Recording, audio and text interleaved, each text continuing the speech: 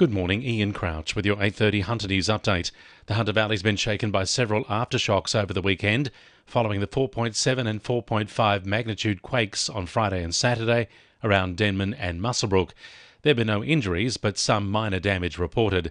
Muswellbrook Council has confirmed parts of the Shire were left without water due to the aftershocks. Those services have returned to normal. Geoscience Australia says there could be further quakes and tremors over the next 2 months. Teachers across the state, including the Hunter, are welcoming industrial relations reforms, giving workers the right to disconnect from their employer.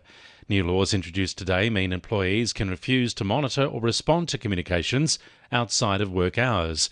Independent Education Union State Secretary Carol Matthews says it gives teachers an entitlement to some downtime. There can be a tendency for parents or students to simply think that a teacher is always on call because they are so available and amenable, but they need to set some limits and draw the line somewhere. And this new legislation makes really clear that that is now an entitlement. The Wallsend community has had a win following a campaign for extra resources at Wallsend Post Office. Federal Newcastle MP Sharon Clayton says she received several complaints about long wait times at the post office, with residents saying they were waiting more than half an hour to be served. She says some were even turned away because staff didn't have the time or capacity to respond to increased customer needs. Sharon Clayton has now confirmed Australia Post has employed an extra team member to take some of the load off current staff. The work of students at the University of Newcastle will be on display, with an annual festival kicking off later today. The university's HDR Student Festival features keynote speakers from across the institute, as well as higher degree students who will showcase their research in areas including computer engineering.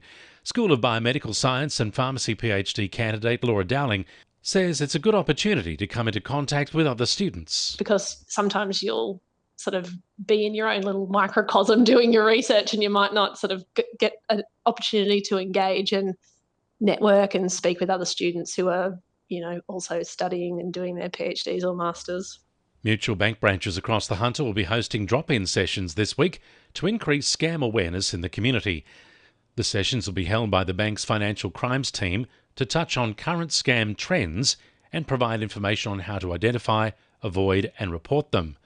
Chief Member Officer Matthew Dunhill says most scams go unreported and hopes events like these will change that. So everyone could benefit from brushing up on their latest information about scams. They impact everyone and anyone can be a victim of a scam. Lake Macquarie residents will soon see electric postie bikes on the streets. Australia Post is rolling out 175 fully electric motorbikes at 46 locations across the country, including Edgeworth.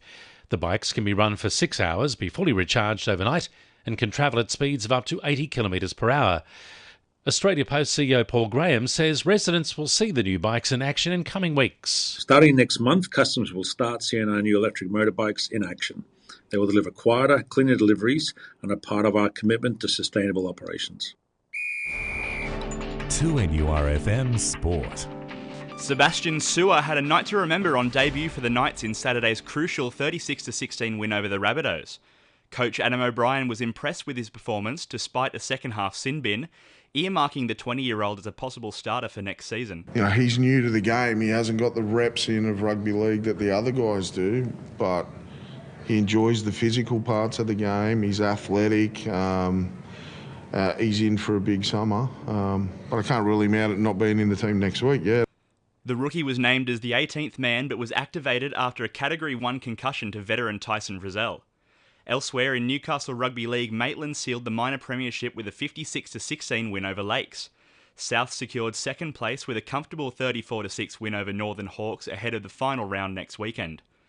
Norths have progressed directly into the grand final of the Newcastle Championship Netball with a 52-29 win over West League's Balance. West will play South next Saturday for a spot in the grand final. And the Newcastle North Stars surrendered a 3-1 lead in the final period of their semi of the Australian Ice Hockey League to lose 4-3 to the Melbourne Ice. That's sport, I'm Will McGrath. And the winning numbers in Weekend Lotto are 5, 8, 42, 43, 44 and 45, and the supplementaries are 24 and 32. And now you're up to date with the latest 2NURFM Hunter News.